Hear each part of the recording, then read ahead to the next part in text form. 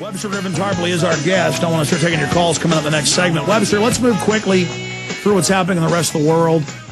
Obviously, the globalists, the neocons, the neoliberals, the New World Order, the Anglo-American establishment, the global empire, they want crises worldwide. What do you see happening with North Korea right now? And what do you see unfolding with that in the future? Well, North Korea has traditionally been used by the U.S. Under Bush, let's say, to maintain imperial discipline in Northeast Asia, especially when the U.S. was getting ready to attack Iraq under Bush. You might have thought that when the cat's away, the mice will play. That might have given Japan and South Korea the chance to do something independent on their own.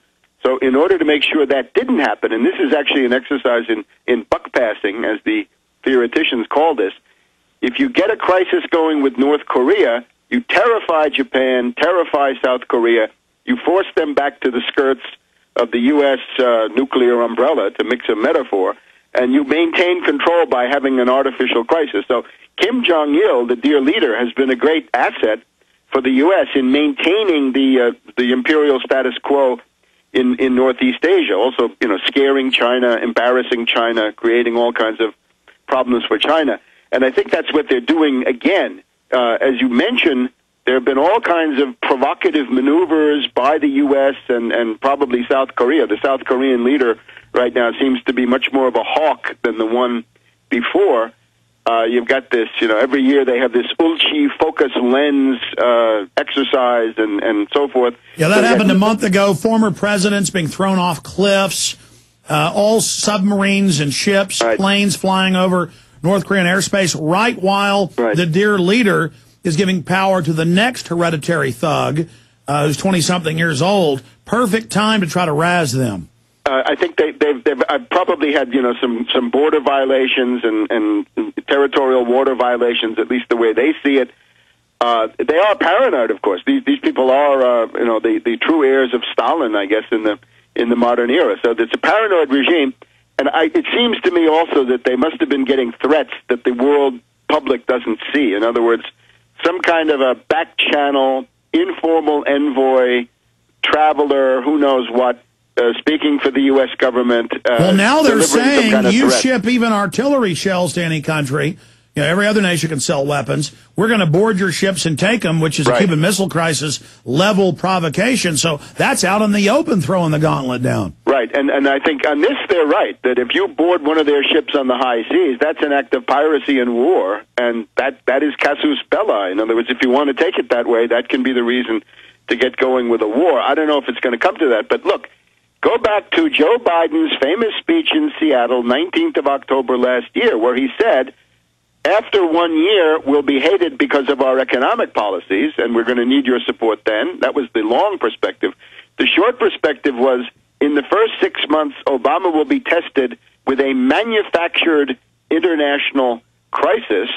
So 6 months takes us up to the 20th of July. So we've got a little bit less than a month for this to happen. And the hype now, of course, as everybody can see, is that there's going to be some kind of a missile test from North Korea on or around July 4th, that this is a great affront to the U.S. We've got the Patriot missile battalions, I guess, sent to Hawaii, demands for more ABM interceptors in Alaska, and so forth. But in reality, North Korea has put out their international alert, as all governments do when the U.S. and Russia test missiles, saying we're firing a missile into this area in and around this date. Nowhere near Hawaii it's come out, and it's on the death date of the first thug. They always test missiles, it turns out, on the death date, the day he died. So this is more just manufactured crises. Right, and of course it is their right to test missiles within certain parameters, right? Everybody else does it, right? Pakistan, India, Iran, everybody in the world has missiles, starting with the U.S., the Russians, the British, and the French. So it's a manufactured crisis, and I think the goal is always to maintain the subjugation and subjection of Japan, especially South Korea, and also to embarrass China, just to create tremendous problems for China, because the worse things are in North Korea, the more refugees go across into China, the bigger the problem is for this very important Chinese province of Manchuria, right, which is right above North Korea, Harbin and these places in China, big industrial centers. So it's a cynical crisis being artificially created by people like Biden. And isn't it also for our consumption here domestically as well, not just to keep the entire area of Asia in fear? As I think. And remember, with Obama, the door to false flag is now wide open because the ruling elite thinks that he can accuse a country and be believed, which would not be. Exactly. Let's cover false flag when we get back and then take your phone calls, then get into the economy. The New World Order beast is genetically modifying your food, mixing vegetables with animals, and now experimenting with viruses. Without a long-term food solution, you will have just two options: starve, or surrender. All canned food supplies will eventually run out. What then? Grow your own healthy food and feed your family forever. SurvivalistSeeds.com is now the nation's largest bulk heirloom seed company, and it's owned by a real patriot, Big John Lipscomb. You can now have an infinite amount of healthy vegetables like a watermelon, a bundle of carrots, or tomatoes for a little more than a penny each. SurvivalistSeeds.com. And now you can go into business with Big John at SurvivalistSeeds.com by becoming an affiliate. See his link at SurvivalistSeeds.com.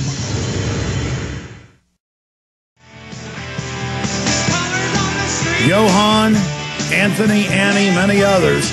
Your calls are coming up here in just a few minutes at 1-800-259-9231, 1-800-259-9231.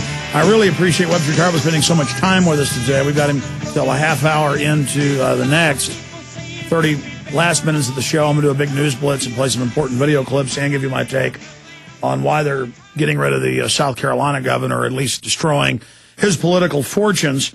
So that is coming up as well.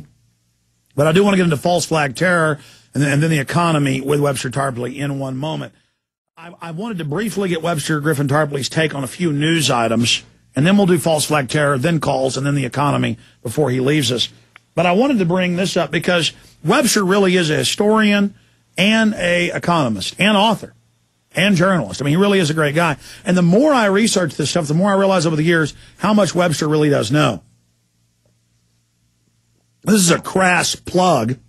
We carry both of his great books, the one about Barack Obama and his crime machine, and then the unauthorized biography of Obama. If you really want the straight poop, as they say, this isn't rumor, innuendo, baloney. This is scholarly, all available at Infowars.com. But I'll put you on the spot, Webster. You're obviously in the Obama deception, the main narrative voice in there other than myself. But in game, I remember I gave a speech in Chicago, first time I physically met you. I've been interviewing you for more than 10 years. And I remember you going, yes, excellent information, and then learning you had a great knowledge of the eugenics model, the idea of these people. The establishment is all moving at once right now as if they know their window of opportunity is closing. And they're moving with eugenics. They're moving with one-child policies worldwide, you know, getting rid of tax credits for kids and even trying to tax having children. They are launching programs of climate cops, training children to tattle on their parents in the United States, in Australia, in Canada. It's in the news today, climate cops to fine wasteful homeowners and businesses. Austin's already setting this up as home audits, has nothing to do with energy. Literally, this commissariat, I guess would be the best way to describe it, but it's not communist. It's like a fascistic commissariat or political officer. And they have the Green Police. In fact, here's a shot of that for folks on prisonplanet.tv. Green Police, and that as people lose their jobs, it won't be an FDR, build dams, build roads, build rest stops, build power plants. It will be literally tattling on neighbors, spying on people, watching surveillance camera banks. That's all in the news now. And the carbon tax, Al Gore. Can you spend a few minutes on that? Then we'll go to calls and then get into false flag and the economy. But, I mean, the Federal Reserve banker reform bill is a Federal Reserve can seize anything connected to any part of the economy, just the complete end of the Bill of Rights and Constitution. We thought Bush was bad. It's just a progression, an evolution from bad to worse, where the feds are announcing they're taking over the entire water supply, no more states' rights. They're announcing green taxes. They're announcing total takeovers, banking takeovers, Homeland Security report saying all gun owners and veterans are terrorists. I mean, it's so over the top, I'm having trouble processing it all. Are they trying to just bum rush us like a human wave attack of tyranny, where we may shoot down 5 or 6 of the things, but 3 or 4 will make it, and any one of these is like a hydrogen bomb being brought into liberty's bosom? I would certainly say that one of the main goals of Obama from the very beginning is to undermine the rationality and the political will of the American people. In other words, we had this very interesting thing. A woman who worked for Obama by the name of Sarah last October came out with her confessions, and it was late October.